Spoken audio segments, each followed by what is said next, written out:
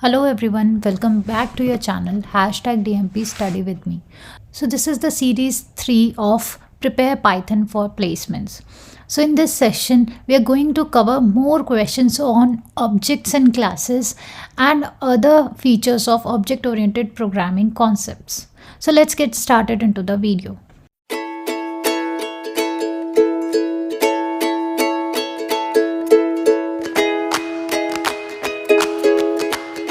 So for today's session, this is the first question. So they are asking for the output of the following Python code. Can you execute it and give me the output of these? These are the options given over here. A, it is 12, B, 52, C, 13 and D, 60. Let's try this question in Google Colab. To make it easy, I have already written over here the code. I think it is visible to you. So here we have class fruits. Inside class fruits, we have the init method. Init method, what init method will do, it will initialize the value inside the object. So we are creating an object fruits and it will initialize or instantiate the object fruits. So inside the init method, we have a variable, local variable price, and it is initialized. It is initialized the value of self.price. So we have created object 50, and then after creating the object, we are creating the attribute of objects directly by using the reference. So obj.quantity, so quantity is now an attribute of the object fruit. The value of this quantity is 10. Then obj.bags is equals to 2. Now further, the statement is print obj.quantity. The value of obj.quantity is 10 plus length of obj.underscore dict underscore underscore. Dict is the attribute which will give you the dictionary of the object. So inside the object, we have right now 3 attributes: price, quantity and bags. Okay, so this dictionary attribute contains the attribute or the elements or attributes of this object, these 3 objects, and length will calculate the total number of elements inside the dictionary. So let's try to execute it. So here I have mentioned one statement. So to print the object dictionary, let's see the output of these two. Now see over here, this obj.__ dict __ give you the dictionary. Dictionary is the collection of key value pair. So if I call the dictionary of this object contains 3 attributes: price, quantity and bag, and along with these 3 attributes, its value is also given over here in the dictionary. So here in the question, it print out the output object.quantity. The value of object is 10. Now the length of the object dictionary is, this is the dictionary and its length is 3. So 10 plus 3 is 13. So output is 13 for this question. So option C is the correct one. Let's move towards the next question. In the question, again it is asking for the output of the Python code. The code is very simple. They are creating one class demo. Inside it, they are initializing its object, and then they have one more method, test method, and this test method print the attribute __ name __ Again, this is the inbuilt attribute provided by the Python, and this name will print the main object of the code. So here they are creating the object obj is equals to demo and obj.test. So can you guess what will be the output of this code? Okay, let's see, try to execute this code again with me on Google Notebook. So the code is, they have created demo, init and then test, and I have told you name is a special attribute or an inbuilt attribute provided by the Python, or it will see over here, this will tell you the main object, the name of your object. Okay, so here object, we have created the object and object.test we have called. So when we call test through this object reference, it will print the name. So basically it will print the name of the object. Okay, object file. So we just execute it, and the name of this particular object is main.demo. So that's why it is written over here underscore underscore main underscore underscore. So the complete name of the object is underscore underscore main underscore underscore dot demo. So the output of this is option B. Now move towards the next question. The next question is the conceptual question. They are asking the assignment of one or more function to a particular operator is. You have studied same thing in C++. When one function performs more than one task, it is known as. Do you know the answer? Can you write it in the chat box? So the answer is C, operator overloading. So overloading is what? When we are providing the different functionality to the same name of function or to the same operator, we call it as operator overloading. If you take the example of operator, like in Python, plus is used to add two numbers, or plus is also used to concatenate two string. So that's why we call it as operator overloading. So next, move towards the next question. Now next question said, what will be the output of this particular code? The code is quite lengthy. Can you try it on your own system and tell me the output? I will tell you the options. So these are the options for this code. Just try it, pause the video, try it on your notebook, Python notebook, and just write down in the comment box your output. Now let's try the same question in Google Colab notebook. So we have defined one method by the name add, and here we have passed two variables c and k. Then we have mentioned c dot test is equals to c dot test plus 1, and we said k is equals to k plus 1. So I think it is clear from here that c is nothing but some reference of some object. Okay, now we are going to create one class. Let's say class A, and we have defined one init method into it. Inside this init method we have to pass self, which hold the object. We have defined self.test is equals to 0. Then we have defined one more method main. Inside this main method we are going to create the object of A. Let's take it as count equals to A object, instantiating it and putting the value of k as 0. Now we have created one loop for I in range 0 to 25, and inside that we have called this add method, where we have passed the reference of A object. Along with that we have passed the value of k. Now after coming out of this for loop, we just print count dot test is equals to count dot test, and we have also printed the value of k. Executed the main method. So let's execute this code. Now see how it works. We have executed main method. Inside main method we have created the object of A. As soon as we have created the object of A, it initialized the value of test as 0. Now it is also assigned the value k as 0.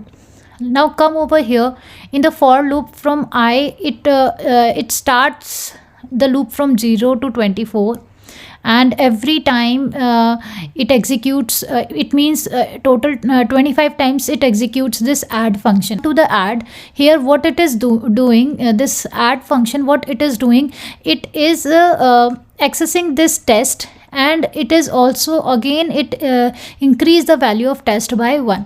So every time, initially when we call the count, the value of test is 0, and when we go to the add function, this add function will increase the value of test by 1. So in loop 1 the value of test will be 1 and the value of k will be equals to 1. In the same way, this particular add function will be executed 25 times, and it will increase the value of test as 25. Now when we came out of the for loop, as the value of test is the instance value.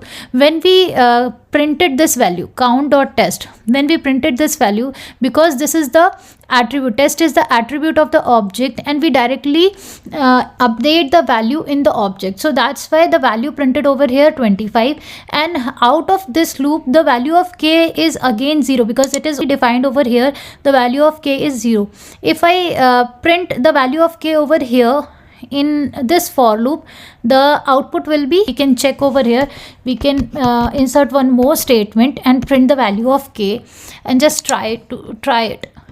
So you can see over here, so every time when it starts the add function, the value of k is initially 0, and when it came inside the add function, it will increase the value by 1. So every time the value of k is equals to 1 1. Okay, and when we came out of the for loop, the value of k will become again equals to 0. So you can see over here, when I put over print k, so it will print 0, 1 and 0. 1 when the k is inside this add function, that's why it will print 1.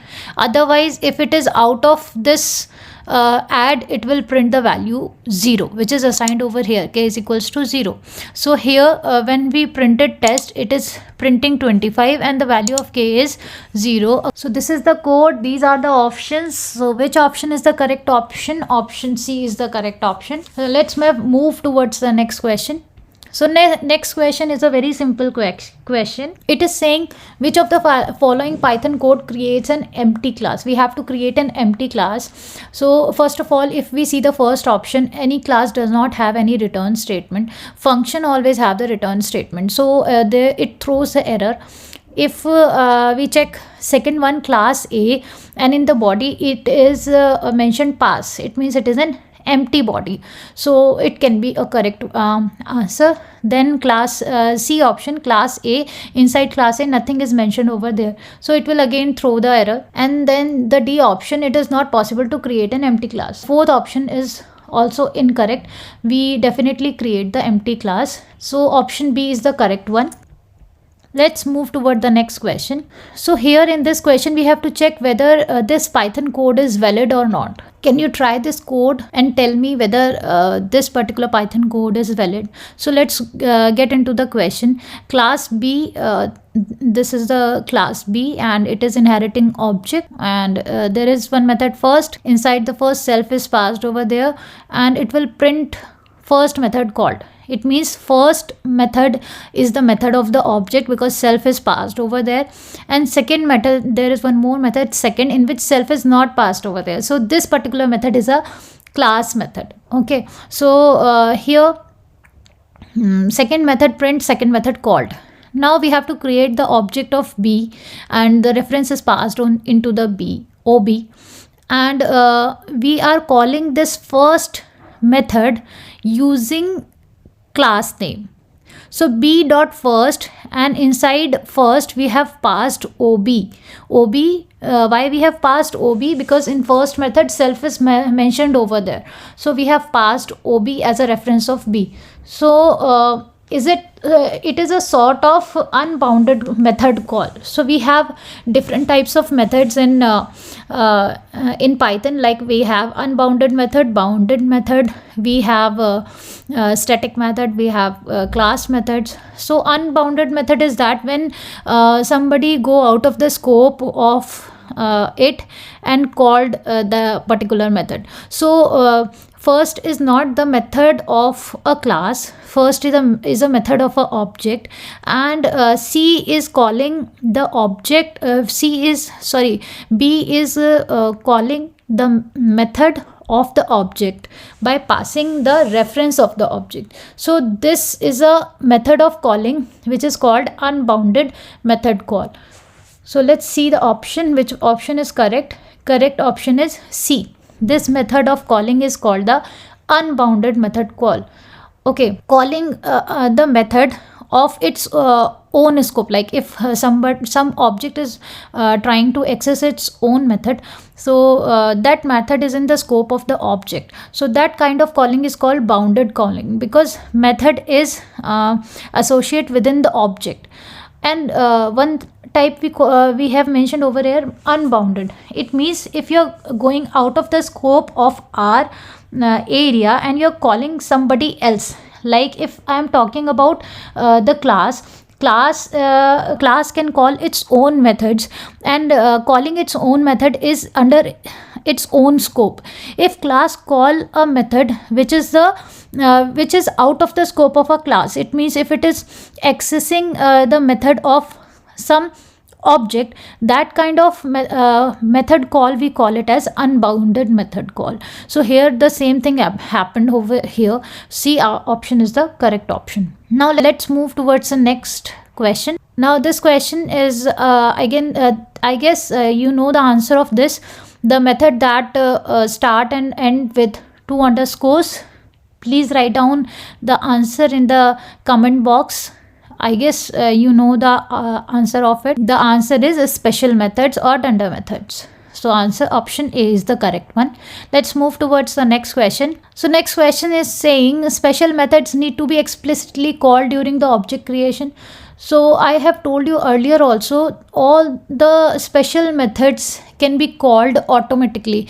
There is no need to explicitly call those methods during the object creation. So this is false definitely. So answer is B, false. Now next move toward the next question. So here in this code they are using 2 dunder methods or 2 magic method. One is str, which is string, and another is repr, which is representation of object.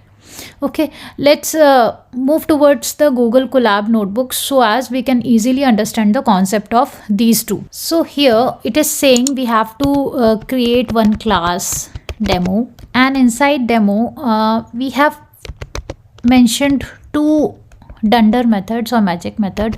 One is repr. These are the inbuilt methods where we have passed self, and now what this method will do, it return one string. And what is mentioned over here in the string, so it is mentioned that repr is called. And let's make another method which is str method, and again we have to pass self over here.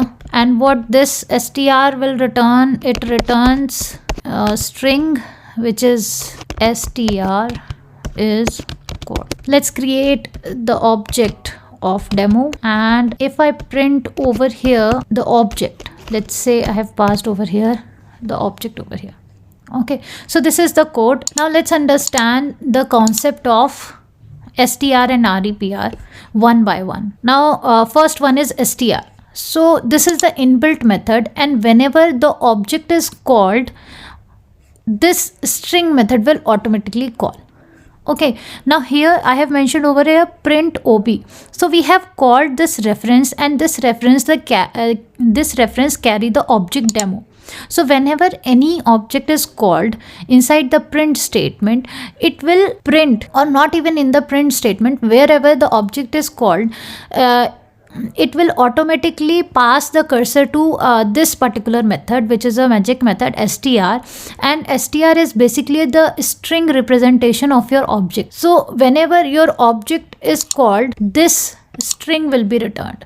Str is called. Let's try to execute it. So the answer is string is called. So this particular method is automatically instantiated whenever we call our object. Str is nothing but it is the string representation of the object. If I comment it like this, and if I return, if I print this ob object, so what it returns? It returns this main, because this ob is a main object. name of this object is main.demo, and the memory location where it is stored is this. So this is not the language of layman, and layman person cannot understand what this particular string means. So make it easy for the user, we use the Dundam magic method string, or we represent our object in a string form. So that's why we are using over here string method, this inbuilt string method. So now whenever we call this string, so now whenever we call this OB, this string will be executed and it will give the output str is called. Now let's take the example of REPR. So REPR will also do the same thing, but there is a difference between both. REPR is also the representation of your object in the form of string. Okay, so they both are the representation of object in the form of string, but REPR is basically for the developers, so that developer can also mention over here the information of the object, what are the attributes and the methods in this object, so that it will be easy to know about the particular object, and it is also useful in debugging. So REPR is basically used by the developer, and this str is for end user. It is user friendly. So that is the main difference. So whenever we call this object OB, automatically if both are present over here, it will call str first, because this is for the user, and if str is not present over here, it will call the REPR. Okay, now take a look. If I just commented it, now see over here, when I call OB, the REPR will be called automatically, because str is not present over here. Okay, and if I commented this you have already seen that if I have commented REPR, so automatically whenever I call the object, the str will be activated and will be called. So str is called. So if both are already present in the object, what will happen?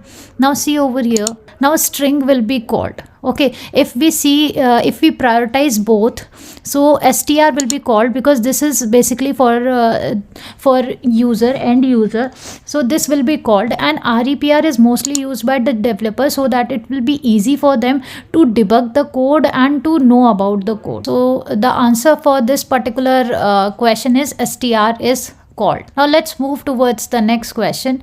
Now this is also a very easy question, but it is a tricky question. So class A, they have defined class A. Inside A, they have mentioned print inside class. So first they have created A and doesn't store the reference in any variable. Again they have created the object A, and again in the third instruction they have created A and stored the reference in obj. So they are asking how many objects and reference variables are there for the given Python code. So you have already seen over here, they have called a object 3 times. So obviously how many objects they have created? 3 objects they have created, and among all 3 they have stored the reference of only one object into the reference variable. So options are C, 3 and 1. 3 objects are here and only one reference variable is there. So the answer C is the correct answer. So this is it for today's session. If you like the video, please like, share and subscribe, and also comment in the comment box. Thank you for watching.